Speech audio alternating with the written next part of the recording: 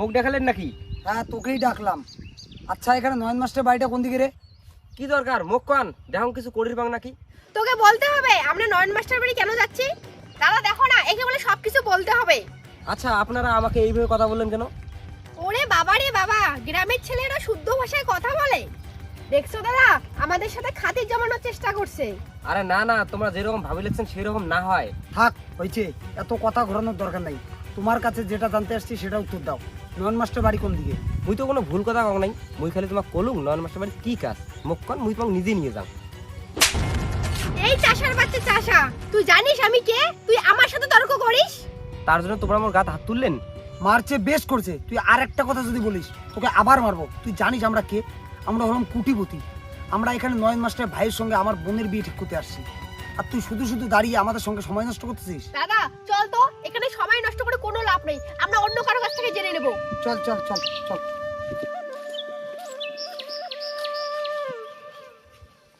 মাস্টারদা আসবো? আসো আসো, আয় না, বসো। বসে থেকে বসে। আপনাদের আসতে কোনো অসুবিধা হয়নি তো? তেমনটা অসুবিধা হয়নি দাদা, কিন্তু আপনাদের বাড়িটা না অনেকটা ভিতরে। গ্রামের এক কোণায় আমাদের গাড়িটা রেখে অনেকটা পথ হেঁটে আসতে লাগলো আমাদের। আসলে গ্রামের রাস্তাঘাট খুব খারাপ তো, আস্তে আস্তে ক্লান্ত হয়ে গেলাম। তার উপরে একটা গাইয়ে ভূতের সঙ্গে ঝামেলা হয়ে গেল। আচ্ছা এসব কথা বাদ দিন, আমি কিন্তু বিয়ের পর এই গ্রামে থাকতে পারবো না। এই গ্রামের পরিবেশ খুব খারাপ। তোমার ওইসব কথা চিন্তা করতে হবে না।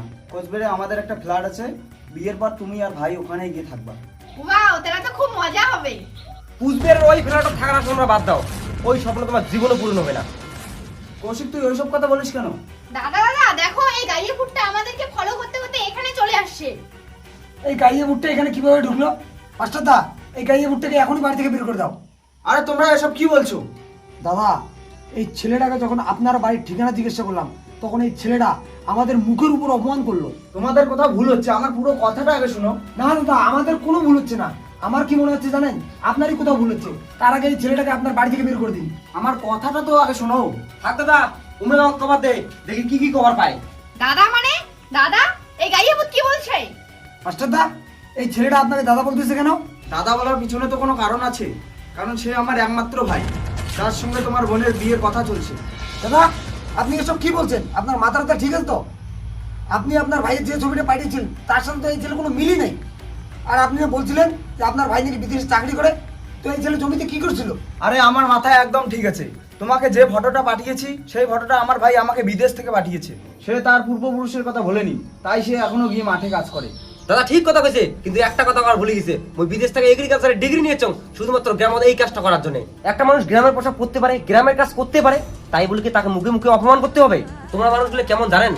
তোমরা মানুষের পোশাক দেখি তাকে জাজ করেন, ওই পোশাকের আড়ালে যে কি আছে সেটা তোমরা জানেন না। এই গরিব মানুষগুলো মাঠে কঠোর পরিশ্রম করে দেখিয়ে তোমরা ঘরের ভিতরে চারটে ভালো মন্দ খাওয়ার পান। সেদিন থেকে এই গরিব মানুষগুলো কাজ করা বন্ধ করে দিবে না, সেদিনকে তোমার মতো ধনী অহংকারী লোকগুলোর মাঠের ফসল ফলিয়া খাওয়া লাগবে। তোমার মতন অহংকারী লোকগুলো গেলে কথা কয় লাভ নেই। মানুষের বড় পরিচয় কি জানেন? আমরা মানুষ। দাদা তুই এলাই আমি বাড়ি থেকে বিক করে দে। ভাই, তোমার সম্পর্কে না জেনে আমি তোমায় অনেক ইনসাল্ট করছি, দয়া করে আমায় ক্ষমা করে দিও। দাদা, তুমি তোমার ভাইকে একটু বুঝাও না। ভাই, তোকে মেয়ে না জানি এইসব কথা বলছি, তুমি মেয়ে ক্ষমা করে দে আর এই ছেলেটার বিয়ে করা। আর দাদা তুই মোক রিকোয়েস্ট করি না, ওই জানি শুনি এই ভুল করি পাওয়ার না। দাদা, কোনো ধনী শ্রেণী যদি কোনো গরিব চেংড়া বিয়ে করায় সেই শ্রেণীটা শাসক হয়ে যায়, আর তুই কি চাস এই শ্রেণী মই জুতের তলা থাও? এভাবে আমাদেরকে বলবেন না প্লিজ, আমাদেরকে ক্ষমা করে দিবেন। হ্যাঁ, তোমাদেরকে আমরা ক্ষমা করে দিলাম, কিন্তু তোমাকে আমার ভাইয়ের বউ বানাতে পারলাম না। প্লিজ তোমরা এখন আসতে পারো।